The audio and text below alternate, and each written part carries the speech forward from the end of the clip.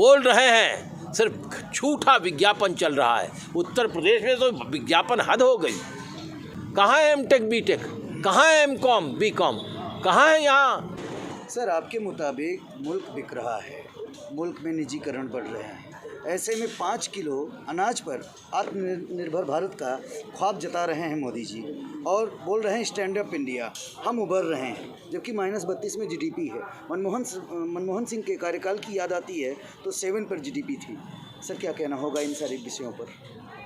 आपका प्रश्न ही अपने आप में बहुत गंभीर और सच की तर्जुमानी करता है। देश भयंकर आर्थिक संकट में है। देश की जीडीपी गिरती चली जा रही है। कोरोना काल में लाखों करोड़ों लोग काम पर लगे हुए लोग बेरोज़गार हो गए। हमारा मैन्युफैक्चरिंग इंडस्ट्री नीचे चला गया, इसकी ग्रोथ 22% गिर गई। हमारा एक्सपोर्ट घट गया, हमारा इंपोर्ट बढ़ गया। चीन के खिलाफ भाषण करते हैं, चीन के खिलाफ प्रधानमंत्री जी। $100 अरब का चीनी सामान भारत के बाजार में प्रवेश कर गया। सारा इलेक्ट्रॉनिक आइटम, सारा टेक्नोलॉजी का आइटम, सारे पार्ट्स जो हैं, जो गाड़ियों के हैं, ये सब चीन से आ रहे हैं। 68% दवाइयों के रॉ मटेरियल केमिकल्स चीन से आ रहे हैं। अरे और तो और छोड़ो, प्रधानमंत्री कह रहे हैं हमने हवाई चप्पल वाले को हवाई सफ़र करा दिया। देश के अंदर सारी हवाई चप्पल का 54% चीन से आ रहा है। और हमारे प्रधानमंत्री झूठ बोलने के मास्टर हैं। मैं तो कहूँगा कि स्वीडन के लोग होशियार नहीं हो, आगे बढ़ो और नोबेल प्राइज़ झूठ बोलने का प्रधानमंत्री जी को दे दो।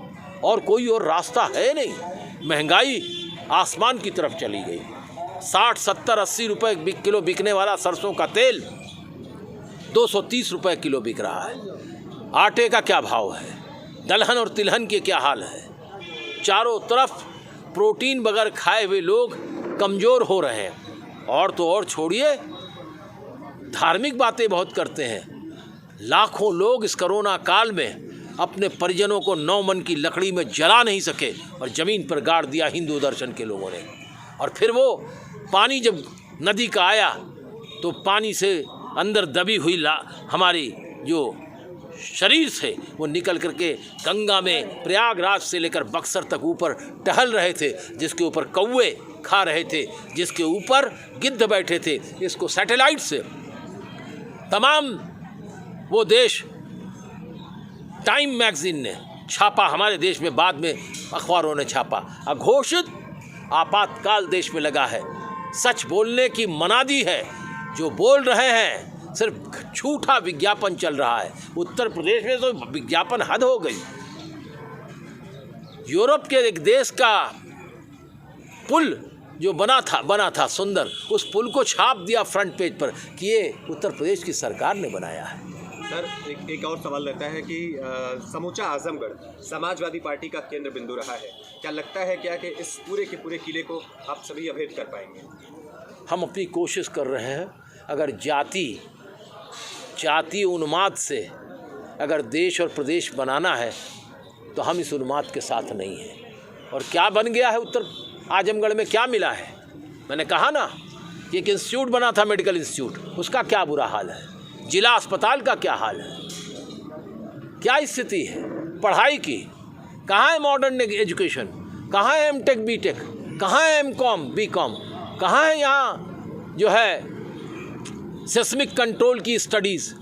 ये आजमगढ़ है, पूर्वांचल का महत्वपूर्ण ज़िला है। और ये जात बिरादरी के नाम पर वोट लेकर जीतने से विकास नहीं होता। सर, आप देश के माने जाने इंटेलेक्चुअल्स हैं। आपसे मैं जानना चाहूँगा कि जब केंद्र का चुनाव आता है तो भारत पाकिस्तान हो जाता है इस देश में, और जब प्रदेश का चुनाव आता है तो हिंदू मुसलमान हो जाता है। आखिरकार राम पर ठनी वो बाजी अब की बारी बाके बिहारी पे आ गई है। आज धर्म से हट के भाजपा बात नहीं करती और आवाम धर्म से हट के कुछ सुनने को तैयार नहीं। क्या कहें? आपका प्रश्न बहुत ही जायज़ है। देखिए, राम मंदिर तो सुप्रीम कोर्ट ने बनाया जी, बन रहा है, अब उस पर बहस नहीं है। लेकिन मेरा सवाल ये है कि इस राम मंदिर के निर्माण में ये भी मालूम पड़ गया और पूछना चाहिए कि जब आपने गंगा जल बेचा था वो पैसा कहाँ गया शीशियों में, रामशिला बेची थी वो कहाँ गई, उसके पैसे कहाँ गए। और हमने तो देखा सुना था कि सड़क किनारे की ज़मीन ज़्यादा महंगी होती है, सड़क के पीछे की ज़मीन महंगी नहीं होती। अयोध्या में तो सड़क किनारे ज़मीन सस्ती बिक गई और सड़क के पीछे की ज़मीन बड़ी महंगी बिकी, उसमें भी भ्रष्टाचार हो गया, मुकदमा लगा है। अधिक कुछ नहीं कहना है।